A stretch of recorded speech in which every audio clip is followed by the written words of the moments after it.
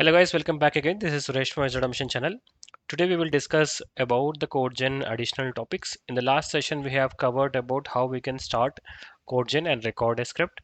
In this session we will see what are the available options within the Codegen so that it will be helpful in your day-to-day Playwright automation activities.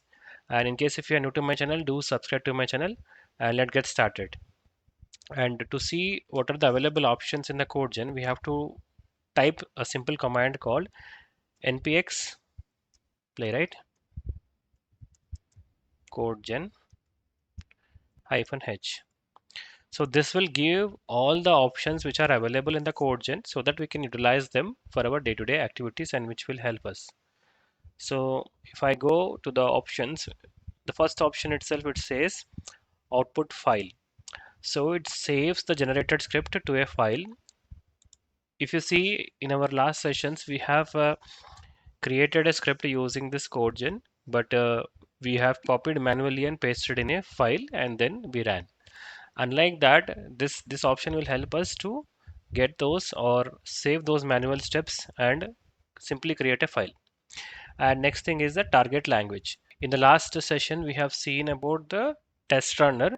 Test runner by default shows in the TypeScript, and we have converted that to the Python language, then we copied the code.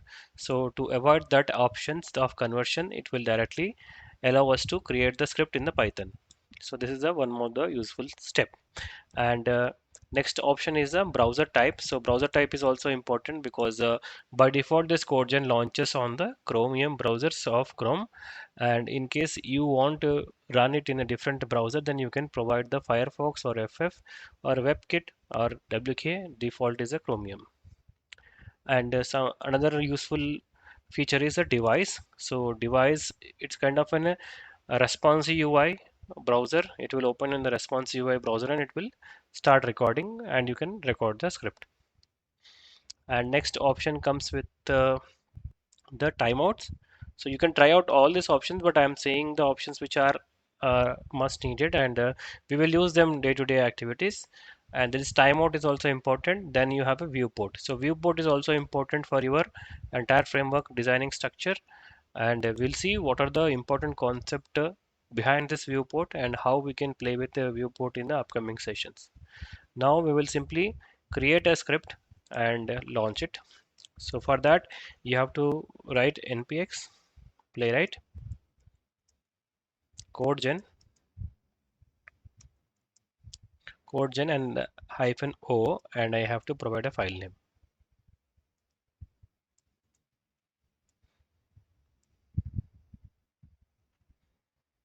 So this is the file name I'm giving.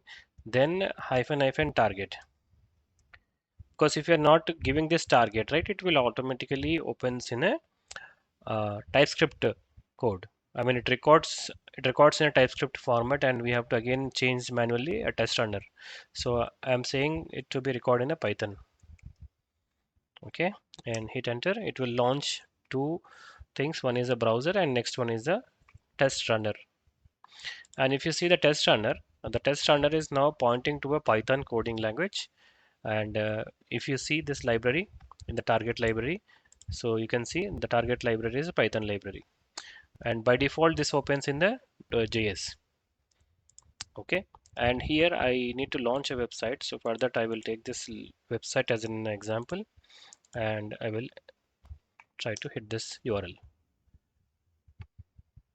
and you see that it is recording the navigation of the browser URL. Then I will try to log in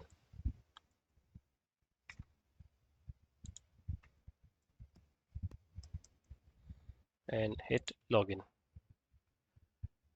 Now I will assert on the logo, then I will log out. Then again I will assert on this logo, and then go to the inspector, Playwright inspector, and stop recording. Or you can directly close the recording, but I did the stop recording, then I've closed the Playwright inspector and the browser.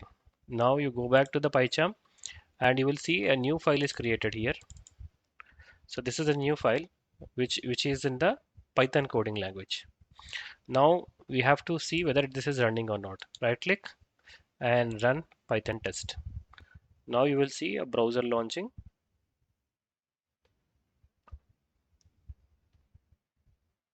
So it is starting.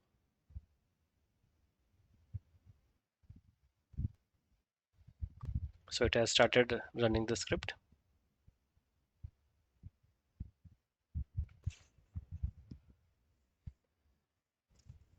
Yeah, it has done and verified, closed. So it is successfully running.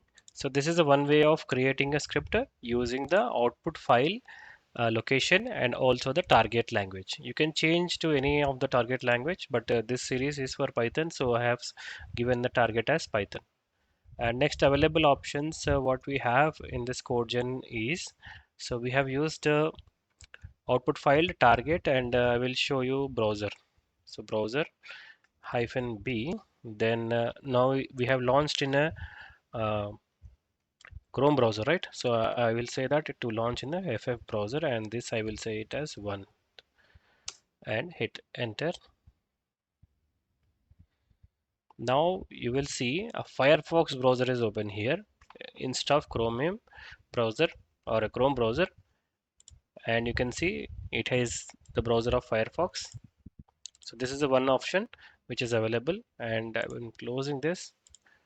So this is also working, and you can record and store the code. And the next option is the device. So I will give the device. So this is a very interesting topic. So device and hyphen hyphen. So I will remove this browser type, hyphen hyphen device. Then in the device I will say iPhone 13, hit enter. Now this will launch in a responsive UI mode. You can see this.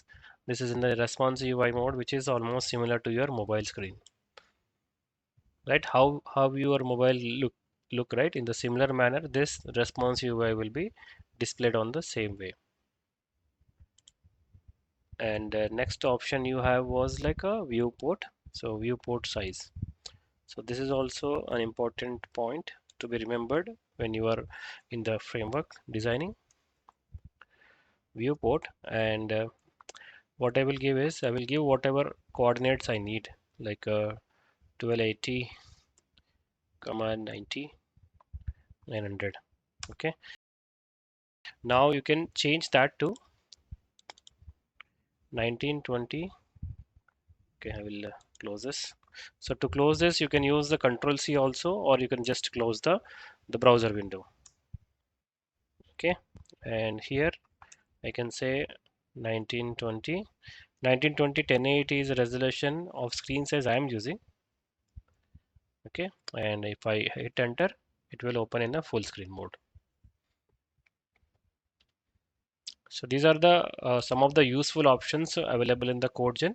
But I recommend you all to try all these options so that it will be useful for your day-to-day activities, and you can do more with the Codegen. Hope this small session is helpful for you. In case if you are new to my channel, do subscribe to my channel.